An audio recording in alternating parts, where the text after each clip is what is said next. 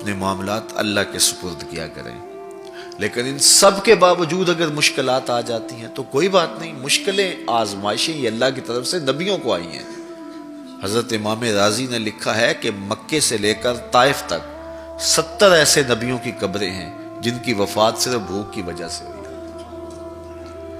تو ہم ایک دن کا فاقہ آ جائے، تھوڑا سا کاروبار نرم ہو جائے تو بابوں کے پاس بھاگ کے اللہ کے ساتھ شریک ٹھہرانے لگ جاتے ہیں۔ کیوں؟ کس وجہ سے؟ آزمائش سہیں، برداشت کریں۔ تو اوپر نیچے یہ دن بدلتے رہتے ہیں، دن پھرتے رہتے ہیں، ہر وقت جو ہے کہ جادو ہو گیا، ٹونا ہو گیا، سایہ ہو گیا، بندش ہو گئی ہے، ہر وقت اسی چکر سے ہم نکلتے نہیں ہیں۔ اللہ پر توکل رکھیں، وہ رزق دیتا ہے، وہ رزق تنگ بھی کرتا ہے، وہ رزق کشادہ بھی کرتا ہے، بندوں کو آزماتا بھی ہے، بندوں کو ڈھیل بھی دیتا ہے۔ اس کی ڈھیل سے بھی ڈریں اور اس کی آزمائش میں بھی پورا اترنے کی کوشش کریں اور اسی کے حضور دامن پھیلائیں۔ جب مشکلیں آ جائیں تو مصلح بچھا لیں، گھر کے بچوں کو بھی کہیں کہ یہ مشکل آ گئی ہے، لگتا ہے اللہ ناراض ہو گیا، چلو مصلح بچھاؤ۔ اگر بیٹیاں بھی نماز پڑھ رہی ہوں، نوافل ادا کر کے رب کے حضور دعا مانگ رہی ہوں، بیٹے بھی دعا مانگ رہے ہوں، چھوٹے چھوٹے بچے بھی دعا مانگ رہے ہوں، تو کیا اللہ خالی موڑ دے گا؟ تو زیادہ سے زیادہ نیک مجالس کے اندر شامل ہو جائیں۔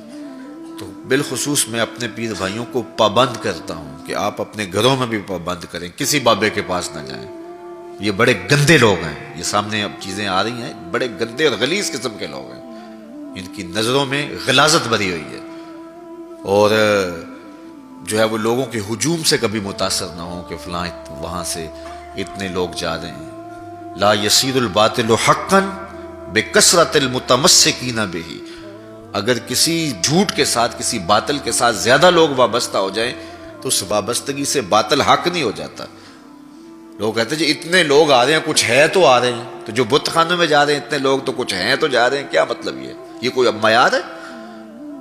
تو جہلا کا جمع ہونا، جہلا کا کہیں جانا، یہ معیار نہیں ہے۔ معیار جو اللہ رسول نے دیا ہے ہمارے نزدیک بس وہی ہے۔ تو جب کوئی مصیبت بنے، مصلی بچھا کے دعا مانگو اللہ کی بارگاہ میں، نوافل پڑھو، صدقہ کرو، خیرات کرو، منت مان لو، روزوں کی منت مان لو، نمازوں کی منت مان لو، صدقہ کرنے کی منت مان لو، اور اللہ کے نیک بندوں سے جا کے دعا کرواؤ۔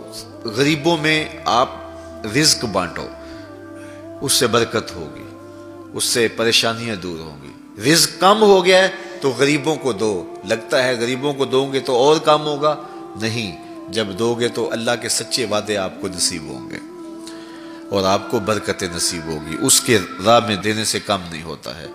اس لیے میں خاص طور پہ یہ باتیں اس لیے کر رہا ہوں کہ ان دنوں کے اندر بہت زیادہ جو ہے وہ اس طرح کے لوگ ہیں اور مختلف جو ہے وہ چینلز کے اوپر ان کو سامنے لایا جا رہا ہے، تو ان لوگوں سے اپنے دامن کو چھڑائیں اور صالحین کی صحبت کو اختیار کریں۔ صالحین کی صحبت سے آپ کو نور ملے گا، روشنی ملے گی۔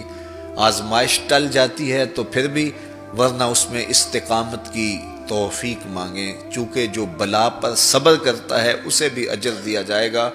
صحیح حدیث میں آتا ہے کہ اہل بلا کو قیامت کے دن جو صلہ دیا جائے گا تو دوسرے لوگ آرزو کریں گے کاش ہمارے جسم کو لوہے کی کینچیوں سے کاٹ دیا جاتا۔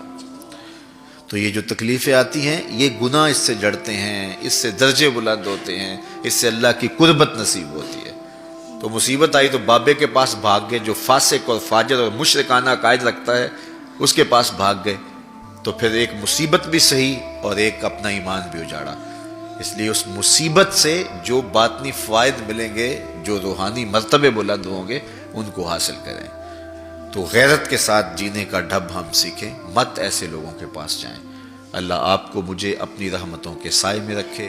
حضرت عبداللہ ابن عباس رضی اللہ تعالیٰ عنہ سے مروی ایک روایت ہے، میں ایک دن حضور کے پیچھے بیٹھا ہوا تھا، سواری میں حضور کا ردیف تھا، تو حضور نے فرمایا اے بیٹے، اے لڑکے، میں تجھے کچھ کلمات سکھاتا ہوں، تو اللہ کے حقوق کا خیال رکھ تو وہ تیری حفاظت فرمائے گا۔ تو اللہ تعالیٰ جل شانہ کے احکام کی حفاظت کر، تو اسے اپنے سامنے پائے گا۔ اذا سألت فاسأل اللہ، جب سوال کرے تو اللہ سے ہی سوال کرے، اللہ سے مانگنے کا مزاج پیدا کر لیں کہ فرمایا تمہارے جوتے کا تسمہ بھی ٹوٹ جائے تو وہ بھی اللہ سے مانگو۔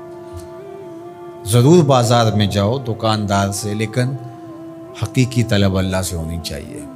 بات بات پہ اللہ سے سوال کرو، بڑی سے بڑی چیز بھی اس سے مانگو، چھوٹی سے چھوٹی چیز بھی اسی سے طلب کرو۔ ہماری ساری ضرورتوں کا کفیل ہمارا رب، ہمارا مالک ہے۔ تو دوسری نصیحت یہ کی کہ جب تو استعانت طلب کرے، مدد طلب کرے، تو اللہ سے ہی استعانت طلب کرے۔ وعلم، اور جان کہ اگر ساری امت، سارے لوگ، پوری قوم جمع ہو کے تمہیں فائدہ پہنچانے کی کوشش میں لگ جائیں تو تمہیں وہی فائدہ پہنچا سکتے ہیں جو تیرے لیے تیرے رب نے لکھا ہے۔ اور فرمایا وَإِنِ اجْتَمَعُوا عَلَىٰ أَن يَضُرُّوكَ بِشَيْءٍ، اور اگر تمہیں نقصان پہنچانے کے درپے ہو جائیں، لَمْ يَضُرُّوكَ إِلَّا بِشَيْءٍ قَدْ كَتَبَهُ اللَّهُ عَلَيْكَ، تو تجھے صرف وہی نقصان پہنچا سکتے ہیں جو اللہ نے تیرے لیے لکھا ہے۔ سارا زمانہ بھی مخالف ہو جائے، تیرا کچھ نہیں بگاڑ سکتا۔ ہاں، تیرے مقدر میں اگر کوئی چیز، کوئی بگاڑ لکھا ہے تو وہ ہوگا، اس کا ذریعہ وہ بن جائیں گے۔ تو اس لیے پھر اسی سے مانگو، اسی سے طلب کرو۔ رفعت الاقلام وجفت الصحف، جو لکھنا تھا اللہ نے لکھ دیا، لکھنے کے بعد قلم اٹھا لیا گیا، اور جن صحیفوں پہ لکھا تھا وہ خشک ہو گئے۔ اب کتابیں بند ہیں، تو اس لیے اس نے تیرے لیے جو لکھا ہے وہ ہو کے رہے گا، تو خام خواہ لوگوں سے ڈرنے کی ضرورت نہیں ہے، اور تیرا فائدہ، تیرا نقصان اسی کے دستے قدرت میں ہے، تو اسی سے طلب کر، اسی سے مانگ۔ اور فرمایا تو اللہ تعالیٰ جل شانہ کو رخاء میں، خوشحالی میں یاد کر، یعرف کا فی الشدہ، وہ تجھے مشکل میں پہچانے گا۔ یعنی جو شخص خوشحالی کے دور میں اس کے پاس دولت ہے، صحت ہے، تو اللہ تعالیٰ کو فراموش نہیں کرتا، اللہ اس کی بدحالی کے زمانے میں اس کو فراموش نہیں کرتا۔ وعلم، اور جان، ان النصر مع الصبر، کہ جو مدد ہے وہ صبر کے ساتھ آتی ہے۔ وان الفرج مع الکرب، اور کشادگی جو ہے وہ مشکل کے ساتھ آتی ہے۔ وان مع العسر یسرا، اور سہولت جو ہے وہ مشقت برداشت کرنے کے بعد آتی ہے، تنگی کے بعد فراخی آتی ہے۔ پہلو مشکل، پھر تمنا، پہلو کنڈا پھر پھول، شاید مگروں پہلو مکھیاں ڈس دیاں ڈنگ والیاں۔ تو یہ سب ہوتا ہے، مشکلات، تکلیفیں، آلام، مصائب، ان سب سے گزر کر کے آسانیاں آتی ہیں۔ خود حضور کی زندگی دیکھ لیجئے، مدنی زندگی مکی زندگی کے گزرنے کے بعد، طائف کے مراحل کو طے کرنے کے بعد آتی۔ تو ہم ڈائریکٹ اگر چاہیں مکی زندگی کو اختیار کیے بغیر اور طائف کی مشکلات اور سنگلاخ راستوں سے گزرے بغیر مدنی برکتیں حاصل کرنا، تو وہ نہیں پا سکتے۔ تو یہ اللہ تعالیٰ نے ایک نظام رکھا ہوا ہے۔ سچا واقعہ حضور نے اپنے صحابہ کو سنایا۔ 3 آدمی سفر کے لیے روانہ ہوئے، یہاں تک کہ ان کو رات پڑ گئی۔ تو ایک غار کے اندر وہ داخل ہوئے رات گزارنے کے لیے۔ آندھی چلی، بارش آئی، تو اوپر سے ایک پتھر لڑکا اور وہ غار کے دروازے پہ آ کے گر گیا، اور اتنا بھاری اور بڑا پتھر تھا کہ اس نے غار کا دروازہ بند کر دیا۔ انہوں نے آپس میں بات کی اور کہا، تم اس غار میں پھنس گئے ہو، اب یہاں سے نکل نہیں سکتے، مگر یہ کہ تمہارے وہ عمل جو محض اللہ کی رضا کے لیے تم نے کیے ہیں، ان اعمال کا وسیلہ دے کے اللہ سے دعا مانگو۔ ان میں سے ایک آدمی نے کہا، اللہ، میرے ماں باپ بوڑھے تھے، اور میں جب بھی بکریاں چرا کر کے آتا تو میں دودھ دو کر کے سب سے پہلے اپنی ماں کو اور اپنے باپ کو پیش کرتا۔ ایک دن میں سرسبز درختوں کی تلاش میں بکریاں لے کے کوئی چارہ، کوئی درختوں کی تلاش میں دور نکل گیا۔ میں جب واپس پلٹا، دونوں سو چکے تھے۔ میں نے یہ مناسب نہ سمجھا کہ میں ان کو جگاؤں، بیدار کروں کہ اٹھو دودھ پی لے، لیکن اب سارا دن وہ بھوک سے تھے، تو اچانک آنکھ کھلے اور بھوک کی شدت سے تڑپے، تو میں وہاں سے ہٹ بھی نہیں سکا۔ تو کہتا ہے کہ میں بچوں کو نظر انداز کیا اور ماں باپ کے جاگنے پہ دھیان رکھا، اور یوں ساری رات بیت گئی۔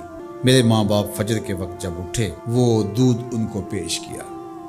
اب یہ عمل پیش کر کے کہتا ہے، اے اللہ، اگر یہ میں نے محض تیری رضا کے لیے کیا، تو جانتا ہے میرے دل کو، تو اس پتھر کو ہٹا دے۔ تو پتھر تھوڑا سا سرک گیا، لیکن اتنا نہیں تھا کہ وہاں سے یہ باہر نکل سکے۔ اب دوسرے کی باری آئی، اس نے کہا، اے اللہ، میرے چچا کی ایک بیٹی تھی، جو مجھے بہت زیادہ محبوب تھی. مرد عورت کے ساتھ جتنی محبت کرتا ہے اس طرح میرا اس کی طرف رجحان قلب تھا. تو میں نے اس کو اپنی خواہش کی تکمیل کے لیے کئی بار کہا، لیکن اس نے کہا کہ یہ نہیں ہو سکتا. اور پھر ایک دن حالات نے اس کو مجبور کر دیا، فاقہ زدہ حالات ہو گئے، غربت آ گئی. تو اس نے مجھ سے اپنی حاجت طلب کی. تو میں نے اس کو 120 دینار دیے، لیکن اس شرط پہ کہ تم اپنا جسم میرے سپرد کرو گی. اب مجبوری سے اس نے کہا ٹھیک ہے، لیکن میں نے دیکھا کہ اس کا وجود اللہ کے خوف سے کانپ رہا تھا، اور مجھے کہنے لگی اتق اللہ، اللہ سے ڈر اور اس کی حدوں کو نہ توڑ. میری خواہشات تو پگلی تھیں، آرزوئیں تو بےتاب تھیں، اور میں اس کی قیمت بھی ادا کر چکا تھا.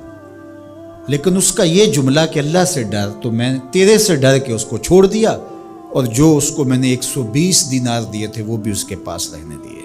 اللہ میرے اس مخفی عمل کو تو ہی جانتا ہے، تو اگر میں نے تیری رضا کے لیے ایسا کیا تو اس پتھر کو ہٹا دے. تو پتھر تھوڑا سا ہٹ گیا، سوراخ تو زیادہ ہو گیا، لیکن ابھی بھی وہاں سے گزرنا ممکن نہیں تھا.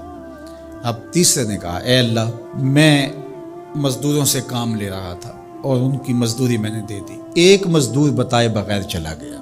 تو میں نے کیا کیا کہ اس کے مزدوری کے پیسے کاروبار میں لگا دیے. کاروبار میں برکت ہوئی، اور بہت زیادہ وہ کاروبار جو اس کی مزدوری سے شروع کیا گیا تھا پھیل گیا. تھوڑی سی مزدوری تھی لیکن کاروبار بہت پھیل گیا. اب میں اس کے اندر کچھ ایک آنا ٹگا نہیں لیا. ایک عرصے کے بعد وہ شخص آیا، اس نے کہا مجھے میری مزدوری دے. تو میں نے کہا یہ بکریاں، یہ بھیڑیں، یہ اونٹ، یہ غلام، یہ نوکر چاکر، یہ سب کچھ ہے، یہ تیری مزدوری ہے. تو اس نے کہا میرے ساتھ مذاق نہ کر، وہ میں تو مزدوری کے وہ چند جو لینے آیا ہوں اور آپ کہتے ہیں یہ سب کچھ تیرا ہے. تو اس نے ساری صورتحال بتائی. تو اس نے وہ ساری بکریاں، وہ سارے اونٹ، ساری گائے اور سارے غلام ہانکے اور چل دیا. کہا اے اللہ، اگر یہ عمل میں نے تجھے راضی کرنے کے لیے کیا تھا تو پتھر کو ہٹا دے. تو حضور نے فرمایا وہ پتھر ہٹ گیا اور یہ چلتے ہوئے باہر آ گئے. جب اللہ کی رضا کے لیے کام کیے تو مشکلوں سے نکلنے کے راستے ملتے. ایک روایت میں آتا ہے جو آسانی کے وقت اللہ کو فراموش نہیں کرتا، اوکھے ویلے اللہ اس کو فراموش نہیں کرتا. ہم تو کسی مصیبت میں پھنسے تو چالاکیاں کرتے ہیں، کوئی چالاکی، کوئی مکر کہ اس سے نکلیں.